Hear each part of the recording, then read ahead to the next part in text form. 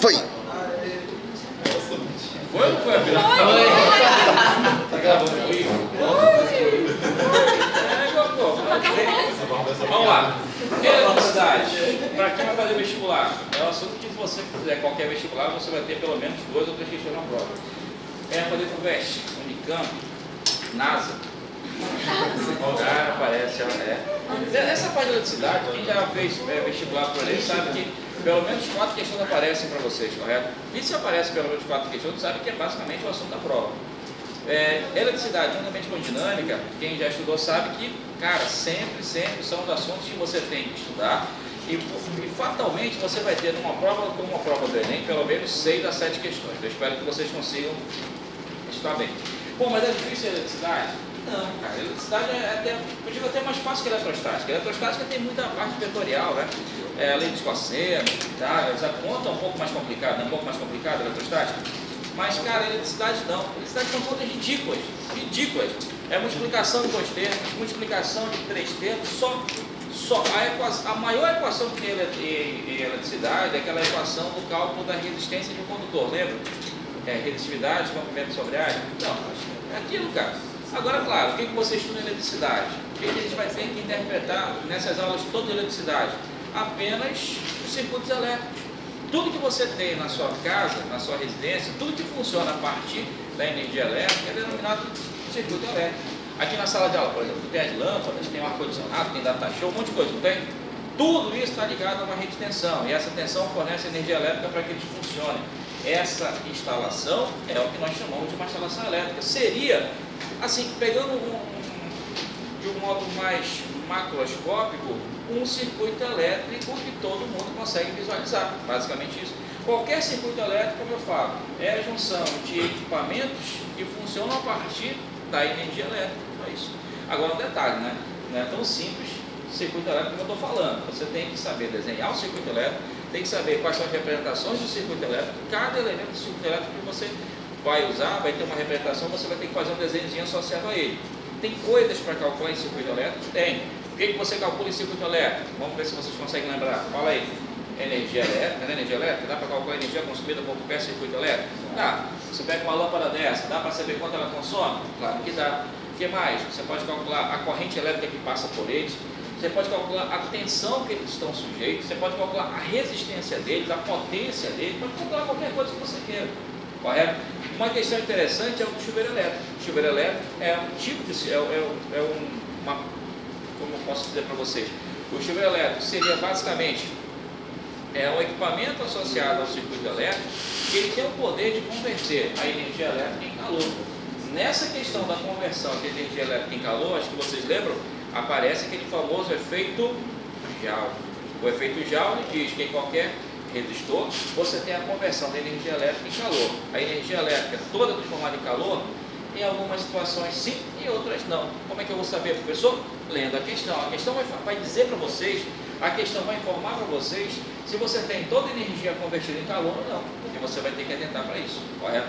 Mas o fato é um elemento do circuito elétrico, só que é um elemento que consegue converter uma quantidade de energia elétrica em energia térmica, em calor. Outro exemplo seria, por exemplo, a lâmpada. A lâmpada, ela também faz parte do circuito elétrico e tem um poder de conversão, só que a conversão da energia elétrica em energia luminosa. A lâmpada fluorescente, ela tem uma capacidade muito grande de formação de energia elétrica em luz. A lâmpada incandescente, lembra da lâmpada incandescente? Já é uma situação um pouquinho diferente. Porque a lâmpada incandescente, de toda a energia elétrica que chega, ela consegue gerar mais calor do que luz. Tá certo? Uma vez que o cara estava fazendo as contas, e a proporção para a lâmpada incandescente é que 95% é gerado calor, 5% é luz. Aquela amarelinha. Aquela lâmpada que aquece pra cacete. Eu posso chamar a palavra? Posso, né? Então, aquela lâmpada que aquece pra cacete. Tudo liga rapidamente, toca lá, pô, tá quente. E aí está a questão, por que a lâmpada incandescente ela tem essa conotação de gerar mais calor do que luz? Pela forma com que ela gera essa luz. Lembra? Da lâmpada incandescente não tem um filamentozinho lá dentro? Aquele ferrinho lá dentro? Então parece uma molinha? Quando você liga a lâmpada incandescente, você faz com que por ela passe corrente elétrica, certo, Alice? E ao passar a corrente elétrica por ela, os elétrons entrando em contato com as moléculas do filamento, gera um atrito tão grande, que faz com que aquele ferrinho aqueça tanto, que ele fique incandescente, ele encandeça. Por isso que o nome é lâmpada incandescente, porque o ferro aquece tanto que libera luz. Só que quando ele aquece, ele também libera o quê? Calor. E aí, nesse caso, você tem na lâmpada incandescente a possibilidade de haver uma conversão da energia elétrica em calor e luz. Qual é a porcentagem? Aproximadamente 95% de calor, 5% de luz. Aí o cara pensa, pô, então gasta-se muita energia na lâmpada incandescente. Gasta. A lâmpada fluorescente, quando descobriu, eles conseguiram fazer com que a proporção fosse invertida. Por incrível que pareça, a lâmpada fluorescente ela consegue praticamente 95% de luz, 5% de calor, e é uma quantidade muito pequena.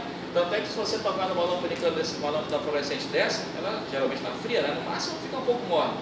Mas, como o pessoal fala, é uma lâmpada fria. No caso aí, o que acontece? A energia chega na lâmpada incandescente, 95% é formado em luz, 5% em calor. E aí um detalhe importante é que você obtém mais luminosidade com uma potência menor. Então, para você ter uma ideia, uma lâmpada incandescente de 60 watts, ela emite uma certa luminosidade, não emite? Uma lâmpada fluorescente de 20 watts emite a mesma luminosidade, correto? Só que com uma potência menor. E o fato de ter potência menor faz com que ela consuma mais ou menos? Menos. Fora que ela tenha uma vida útil maior.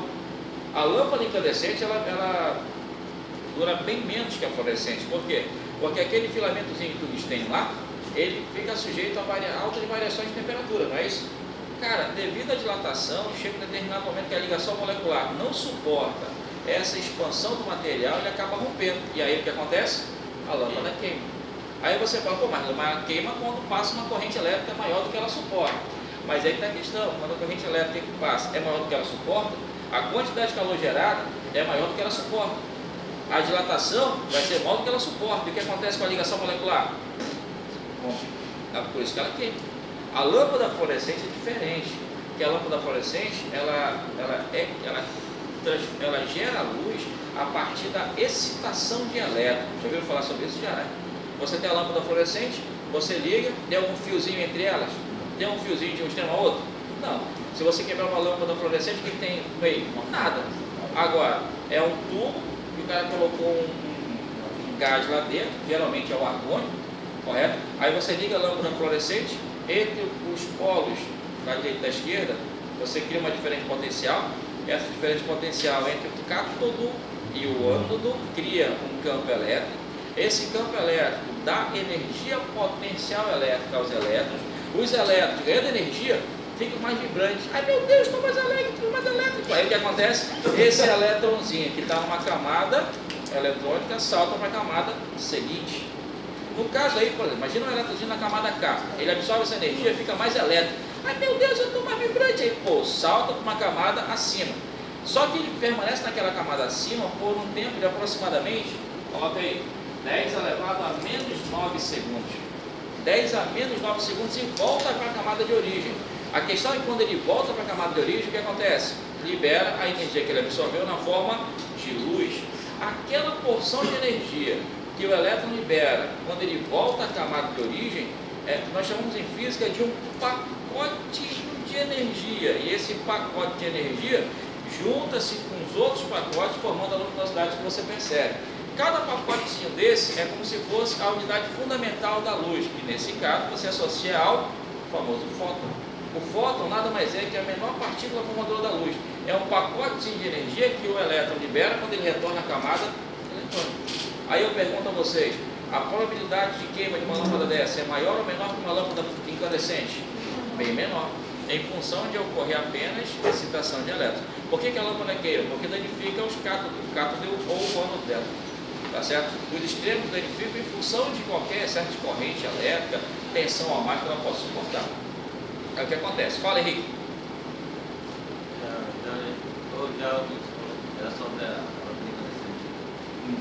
Beleza? Então, tudo isso que eu estou comentando com vocês é que a gente vai estudar aqui agora. Claro, é muita coisa para estudar, tá certo? É muita coisa. Por exemplo, só de circuito elétrico nós temos pelo menos 6 coisas para falar para vocês, tá? Tem a parte inicial, depois tem a parte de associação de redes todas, aí tem aquela parte dos instrumentos de medida, lembra? Amperímetros e voltímetros, lembra disso? O que mais? Ligações de circuito elétrico associadas à ponte de Eddstone, já ouviram falar sobre isso? Nós temos geradores, temos receptores e o melhor de todos, o último, lei de Kirchhoff. Já ouviu falar em lei de Kirchhoff? Cara, pensa numa coisa espetacular. É aqui. Quando você pega tudo que você estudou em eletricidade e aplica no último assunto. Tudo que eu vou falar com vocês são coisas ideais, coisas que o cara chegou lá, a teoria mesmo vai colocar facinho. Mas quando chegar no último assunto, vamos pegar circuitos elétricos reais. E aí, quando você pegar circuitos elétricos reais, aí o corpo come, porque aí você vai ter que aprender outras técnicas para resolver, beleza? Bom, no caso da eletricidade, como eu falei para vocês, tudo que eu vou falar aqui tem a ver com o circuito elétrico. E quando você fala em circuito elétrico, você tem que começar estudando sempre 3 grandezas fundamentais. E quem lembra quais são as 3 grandezas que você fundamenta toda a base do circuito elétrico? Tensão, corrente e resistência. Lembra disso ou não? Tensão, corrente e resistência. No caso da primeira, que seria a famosa tensão elétrica, você vai ter que lembrar que ela tem outros nomes. A tensão elétrica pode ser chamada de TDP, a tensão elétrica também pode ser chamada de voltagem. Aí vocês vão ter que lembrar que a simbologia que você dá para ela é o U, e a unidade que você dá para ela, qual seria? O volt. Qual a simbologia do volt? Quem lembra? Vou bater para cá, tá certo? Essa tensão elétrica, a denominação dela é U, e a unidade que você adota para ela sempre vai ser o volt. Qual a simbologia do volt? V. Agora, claro, como é que você pode obter tensão elétrica? E o melhor, o que a tensão elétrica gera? Aí lembra a teoria, não lembra? Toda vez que você falar em tensão elétrica, você tem que lembrar que ela sempre gera energia, potência elétrica para que o aparelho possa funcionar. No caso da tensão elétrica, diga, onde é que eu posso obter tensão elétrica? Fala contigo. Uma tomada. Posso obter uma tomada ou não posso? Fala outro aí. Olha, pô, estou participando do vídeo, fala aí. Não, na pilha. É na pilha? O que mais? É o que gera. Vai lá. O que mais? Bora, fala com isso. Fala, bateria. Falou? Alguém falou bateria? Fala aí, outro. Fala. Alguém fala gerador. Fala aí, gerador. Bora, pô, fala gerador. E assim por diante. Beleza? Tudo que é capaz de gerar tensão elétrica, TDP ou diferente, ou voltagem, está associado ao fato de que você vai ter a possibilidade de geração de energia elétrica. Agora, claro, no circuito elétrico, a tomada, a pilha, a bateria, o gerador tem uma representação. E vocês lembram qual a representação disso no circuito elétrico? Lembram? Qual seria? Fala com o tio aí. Olha lá, 2 barras paralelas, uma maior que a outra. Tá aí, ó. 2 barras paralelas, uma maior que a outra, tá certo ou errado? E aí, nesse caso, você sempre diz que o maior lado sempre corresponde ao polo positivo, o menor corresponde ao polo negativo, certo? E quando você fecha os dois, você cria entre eles uma diferença de potencial. É o que acontece, tá certo? Quando você fala em pilha, quando você fala em geradores, quando você fala em bateria, você sempre vai usar essa representação para eles, tá ok? E eu espero que vocês consigam não esquecer isso na hora da prova. Tá certo? Bom, essa é a tensão, é a voltagem, é a TDP. A segunda coisa que você vai ter que lembrar nessa parte de eletricidade seria basicamente aquela famosa corrente elétrica. Vocês conseguem lembrar de corrente elétrica ou não? Então fala contigo, corrente elétrica tem que simbologia? Corrente elétrica, que simbologia? Fala. E fala aí. Corrente elétrica tem unidade, tem ou não tem? Qual a unidade da corrente elétrica? Ampere, fala ampere. Ampere, qual a simbologia do ampere? Então diga para mim agora, qual é a definição de corrente elétrica? Vai, só vocês. Qual a definição de corrente elétrica? Quem que lembra? Corrente elétrica, anota aí. Nada mais é que o movimento ordenado de elétrons. Lembra das teorias? Movimento ordenado de elétrons. Beleza? Uma observação para todos vocês. Quando você fala em corrente elétrica, que nesse caso é o movimento ordenado de elétrons, é importante você lembrar que essa corrente elétrica ela só vai se estabelecer em materiais que são condutores ou isolantes? Condutores. E aí eu pergunto a você, por que a corrente elétrica só se cria em condutores, não isolantes? Pode falar. Por que a corrente elétrica se estabelece em condutores e não em isolantes?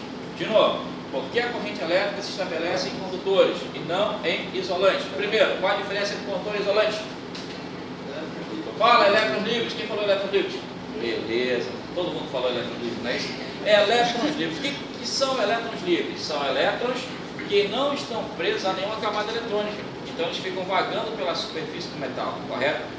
Num condutor, a quantidade de elétrons livres é muitíssimo grande. No isolante, a quantidade é grande? É muito pequena, mas tão pequena que ele despreza. Tá ok? Quando você faz utilização de um condutor para deixar passar por ele corrente elétrica, você tem a observação de que por esse condutor, esses elétrons livres que estão presentes na superfície do material começam, em função de uma diferença de potencial aplicada, a adquirir movimento em um único sentido. A corrente elétrica se estabelece em materiais condutores em função do fato de eles terem, esses condutores, uma quantidade muito grande de elétrons livres. Esses elétrons que participam da corrente elétrica têm um nome específico, não sei se vocês já ouviram falar, elétrons de condução. O que são elétrons de condução? São elétrons que, mediante uma diferente potencial aplicada, conduzem a energia, transportam a energia através do corpo do material. Nesse caso, geram a corrente elétrica, o movimento ordenado de elétrons ao longo do corpo do condutor. Só se tem corrente elétrica em condutores? Sim, em função deles terem uma grande quantidade de elétrons livres que vão participar dessa corrente elétrica que se estabelece no condutor. Fala, Celso. Esses elétrons livres dos condutores, seria porque os condutores têm a camada, o elemento que tem a camada eletrônica dele é menor, o raio atômico, no caso. Aí nesse caso é maior, né? Maior, né? Mais difícil. Exato. Na verdade, o que é o elétron livre? É o elétron da última camada, lembra? Do último subnível, que está mais distante do átomo. Então qualquer coisa pode tirá-lo dali. Vocês lembram qual é a diferença, por exemplo, atômica entre um condutor e isolante, né? Tem a questão do raio atômico, não tem? No condutor, o raio atômico é sempre maior, não é isso? E como o raio atômico é maior, o último elétron está bem fracamente preso ao núcleo, correto? Isso faz com que ele possa ser retirado e fique vagando pela superfície do metal. Basicamente é isso mesmo. Tá beleza? No caso de corrente elétrica, ela só se cria em materiais que são condutores, devido à grande quantidade de elétrons livres. Só que tem um problema. Não basta ser condutor, você vai ter que lembrar que esses condutores deverão estar sujeitos a uma diferença de potencial. Se não houver diferença de potencial, haverá movimento dos elétrons? Não. Olha esse exemplo aqui, ó. Tu tens um condutor como esse aqui, tá certo? Olha esse caso aqui. Tu tens um condutor metálico como esse aqui. Beleza? Nesse condutor, cara, tu não aplica diferença de potencial nenhuma. Nada. Não aplica nada nele. O que vai acontecer? Os elétrons livres da sua superfície estarão em movimento completamente aleatório. Vai elétron para a direita, vai elétron para a esquerda, vai elétron para cima e assim por diante. É isso que eu quero que vocês não esqueçam. Sempre que você pegar qualquer que seja o condutor, se a corrente elétrica for igual a zero, você está observando o fato de que os elétrons que estão presentes na sua superfície estão em movimento completamente aleatório. Beleza? Como não há uma ordem na movimentação, as energias de cada elétron acabam sendo canceladas. Se elas se cancelam, você faz com que a corrente elétrica no circuito todo torne-se igual a zero. Cara, mas aí você vai e aplica uma diferente potencial. Você pega o mesmo condutor, presta atenção, você pega o mesmo condutor, está feio demais, está horrível, né? Você pega o mesmo condutor e agora o que você faz? Você aplica nele uma diferença de potencial. Quando você aplicar uma diferença de potencial, os elétrons vão sentir potenciais diferentes de um extremo, no extremo e no outro do condutor, que vão começar a se mover em função desses potenciais diferentes. Quando você aplicar uma diferença de potencial, você vai fazer com que esse lado esquerdo ligado ao polo positivo adquira um potencial positivo, esse lado direito ligado ao polo negativo adquira um potencial negativo, beleza? Você aplicou uma diferente potencial no condutor. O que vai acontecer? Os elétrons vão sentir essa diferente potencial e vão começar a se mover. E aí lembra a teoria, elétron sempre se move para os maiores potenciais. Lembra disso ou não? O elétron sempre se move para regiões de maior potencial. E aí eu pergunto a vocês, quem tem maior potencial? O lado esquerdo ou o lado direito? O lado esquerdo. Resultado, os elétrons vão sentir que do lado esquerdo o potencial é maior e vão começar a se mover para o lado esquerdo. Essa movimentação dos elétrons para o lado esquerdo faz com que eles, a partir de agora, tenham um movimento ordenado. E esse movimento ordenado, em função da diferente potencial, dá ao condutor uma corrente elétrica. E essa corrente elétrica, que nesse caso é formada especificamente pela movimentação de elétrons, você chama de corrente elétrica real. Essa corrente elétrica real, devido a diferente potencial, ela vai ficar circulando, vai ficar girando pelo circuito, e nessa rotação ela sempre vai sair pelo polo negativo da bateria, entrar no circuito e retornar para a bateria pelo polo positivo. O circuito elétrico é percorrido pela corrente elétrica sempre, nesse caso da corrente real, do polo positivo para o polo, do polo negativo para o polo positivo. Isso é importante não esquecer. A corrente elétrica, que é formada especificamente por elétrons, sempre terá esse sentido de locomoção do polo negativo da bateria para o polo positivo da bateria. Só que aí tem um detalhe: não foi assim que vocês aprenderam na escola, foi? Na escola o professor falou que a corrente elétrica não ia do polo negativo para o positivo. Na escola o professor falou que a corrente elétrica que se usa é a que vai do positivo para o... E aí vem a pergunta: por quê? Isso, porque dentro do meio de condutor nós temos quantos tipos de corrente? Duas correntes. Eu não sei se vocês lembram, mas sempre nós temos uma corrente real e uma corrente convencional. A corrente real é formada especificamente por elétrons. A corrente convencional não. A corrente convencional ela é formada por portadores de carga positiva. Aí vem a pergunta: o que seriam portadores de carga positiva? Seriam espaços vazios deixados pelo elétron durante a movimentação. Ou seja, por conversão, onde o elétron está, a carga é negativa. Um espaço vazio que não é ocupado por elétron algum seria considerado uma carga positiva. Só que nesse caso, esse portador de carga positiva, que é o espaço vazio, teria a mesma carga do elétron. Aí o aluno pensa: pô, mas por que isso tem, professor? Cara, por incrível que pareça, porque a primeira corrente elétrica que o pessoal estipulou quando começaram a estudar essa questão de eletricidade foi uma corrente fluida positivo com negativo. Eles sabiam naquela época que havia algum fluxo de partículas aqui dentro. E como eles não sabiam qual o sentido, eles convencionaram que iria do polo positivo da bateria para o polo negativo da bateria. Só que o tempo passou, brother.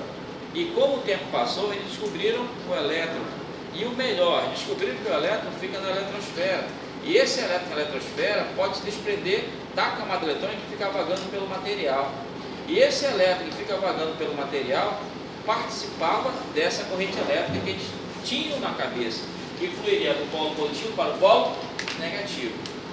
Só que veio o diabo do Millikan. E o Millikan descobriu a carga do elétron, a relação entre carga e massa, descobriu a massa. Na verdade não foi bem o Millikan, mas o Millikan fez uma conta lá que conseguiu descobrir a relação entre carga e massa do elétron, e que a carga do elétron era uma carga negativa.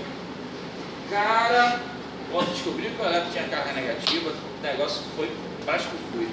Todo mundo ficou doido, porque pensa comigo, se eles sabiam que era o elétron que participava da corrente elétrica, tendo carga negativa, jamais o elétron poderia se mover do polo positivo para o polo negativo. Qual seria a ordem correta do elétron? Do negativo para o positivo. E aí, cara, todo mundo ficou doido. Puta merda, vai ter que mudar tudo, vai ter que mudar tudo, vai ter que mudar tudo. Aí os caras começaram a pensar: não precisa mudar tudo. É só nós considerarmos uma outra teoria para explicar a corrente elétrica que vai do positivo para o negativo. Quando eles descobriram que o elétron era negativo, eles rapidamente pensaram: a corrente elétrica sempre vai do negativo para o positivo. E essa corrente elétrica é real ou convencional? Real. Mas eu vou precisar mudar toda a teoria porque eu descobri a corrente real? Não. A gente vai manter o sentido da corrente convencional, do positivo para o negativo, só que a gente tem que arranjar uma explicação teórica para ela. E qual foi a explicação que eles usaram? Essa dos portadores de carga positiva. Eles imaginaram a movimentação de uma pessoa. A pessoa em movimento, ela não ocupa espaços vazios? O elétron em movimento não vai ocupar espaços vazios? Vai ou não vai? Só que eles consideraram que esses espaços vazios que não eram ocupados pelo elétron tinham carga positiva. E a carga era exatamente igual ao do elétron. E aí o que eles imaginaram? Que o elétron em movimento para um lado gerava o deslocamento dos espaços vazios para o outro. Por exemplo, se a Bruna for um elétron, onde ela está, a carga é negativa. Do lado direito da Bruna tem uma cadeira vazia, não tem? Essa cadeira vazia, que não é ocupada por ninguém, para essa questão da corrente convencional, seria uma carga positiva. Se a Bruna sair do lugar dela e ocupar esse espaço vazio, o espaço vazio que está do lado direito passa para que lado? Esquerdo. Resultado, ela se moveu para um lado, o espaço vazio se moveu para o outro. Foi isso que eles imaginaram. Para explicar aquela corrente elétrica que eles estavam usando, eles chegaram a essa observação de que ela não era formada por elétrons, de que essa corrente convencional era formada por portadores de carga positiva, espaços vazios deixados pelo elétron durante o movimento, e esses espaços vazios se moveriam sempre do polo de potencial positivo para o polo de potencial negativo. Foi isso que eles observaram, correto? Resultado, quando eles observaram essa teoria, quando eles propuseram essa teoria, precisou mudar toda a teoria que eles já tinham feito? Não. A partir de agora, todo mundo já sabe que dentro do mesmo circuito nós temos quantas correntes elétricas? Duas. Uma real, que é formada especificamente por elétrons, do polo negativo para o polo positivo, e uma convencional, que não é formada por elétrons, que é formada por portadores de carga positiva que vão do polo que vai do polo positivo para o polo negativo. A pergunta que eu faço é, já convencional, beleza? Qual que nós usamos? A real ou a convencional? Convencional. Tem alguma coisa a ver com a teoria do mar de elétrons? Teoria do mar de elétrons. Cara, de certo modo sim, né? Em relação à quantidade de elétrons que flutuam na superfície do metal. Ok? Tem também uma outra teoria com relação a elétrons, que é a teoria do gélio, que seria uma camada de elétrons na superfície do metal, que você poderia usar no seu escoamento para gerar força elétrica ou dissipação. Beleza? Mas tudo tem a ver. Na verdade, essa teoria do mar de elétrons, ela vem dessa situação das camadas de elétrons que ficam na superfície do metal. Tá certo? Essas teorias são todas ligadas, a verdade é essa. Todas são ligadas. No caso aqui, a corrente convencional, ela sempre se opõe à real, beleza? Do polo positivo para o polo negativo, e a forma de cálculo é exatamente a mesma. Como é que se calcula a corrente elétrica que flui através do condutor? Lembra? Corrente elétrica aí sempre vai ser a quantidade de carga que flui pelo condutor por uma seção reta do condutor durante determinado tempo. O que seria a corrente elétrica? Seria nada mais, nada menos que a quantidade de carga que está fluindo por uma seção do condutor durante um determinado tempo. Essa quantidade de carga, não sei se vocês lembram da eletrostática. Como é que calcula? N vezes E. Só que nesse caso, o Nzinho é o número de partículas que estão passando por uma seção do fio. Correto? E o Ezinho, lembra quem é o Ezinho? Carga elementar. Lembra quanto é a carga elementar, só para deixar o fio feliz? Bora, quanto vale a carga elementar? 1,6 vezes 10 elevado a menos 19 coulombs. Outra observação para vocês, presta atenção, para de copiar, presta atenção. É uma representação para a corrente elétrica através do gráfico.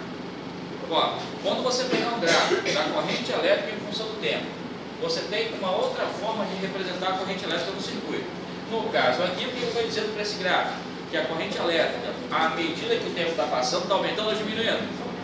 E se eu pegar, calcular a área desse gráfico todo, se eu pegar, calcular a área dessa região toda localizada entre a reta e o eixo T, essa área total corresponderá diretamente ao valor de quem? Da quantidade de carga. Beleza? Toda vez que você pegar um gráfico da corrente elétrica pelo tempo, você tem uma outra representação para a corrente elétrica em qualquer circuito elétrico. E nesse gráfico da corrente elétrica pelo tempo, se você fizer o cálculo da área, automaticamente você calcula o valor de quem? Da carga, da quantidade de carga que flui pelo condutor. Beleza? Alguma coisa muito difícil com relação a isso? Horrível? Os 3 pauzinhos. Fala, fala de novo. Toda vez que você tem o gráfico da corrente elétrica pelo tempo, se você fizer o cálculo da área, automaticamente você vai ter o valor da quantidade de carga. Beleza? Tudo bem até aí? Alguma pergunta? Dúvidas? Dívidas? Pode apertar para parar a gravação. Tchau, pessoal. Até a próxima. Corta.